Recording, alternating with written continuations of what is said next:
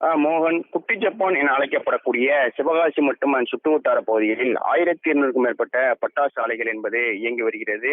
இந்த நிலையில் தீபாவளிக்கு இன்னும் ஒரு மாதங்களே உள்ள நிலையில் பட்டாசுகள் தயாரிக்கும் பணி என்பது விறுவிறுப்பாக நடைபெற்று வருகிறது. இந்த நிலையில் சாத்தூர் அருகே சிந்தப்பள்ளியில் கந்தசாமி என்பவருக்கு சொந்தமான திருமுருகன் பட்டாசு ஆலையில் இன்று காலையில் திடீரென பயங்கர வெடிவிபத்தானது ஏற்பட்டது.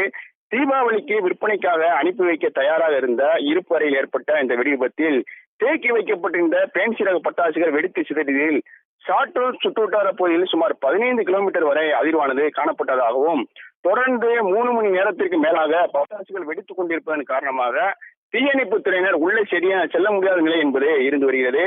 இதனால் மீட்பு பணியில் தொய்வு ஏற்பட்டுள்ளதாகவும் தீயணைப்புத்துறை வீரர்கள் நமக்கு தகவல் தெரிவித்துள்ளனர். இந்த பட்டாசு ஆலையில் வடமாநில தொழிலாளர்கள் அங்கு தங்கி பணியில் ஈடுபட்டு வருவதாகவும் ஒரு தகவல் வெளியாகியுள்ளது. தீயை அணைத்த பின்னரே உள்ளே சென்று உயிரிழப்பு ஏதும் உள்ளதா, பாதிப்புகள் ஏதும் உள்ளதா என தெரிய வரும் என தீயணைப்புத்துறை வீரர்கள் தெரிவித்துள்ளனர். மேலும் 5க்கும் மேற்பட்ட ஆம்புலன்ஸ்களும் தயார் நிலையில் நிறுத்தி வைக்கப்பட்டுள்ளது.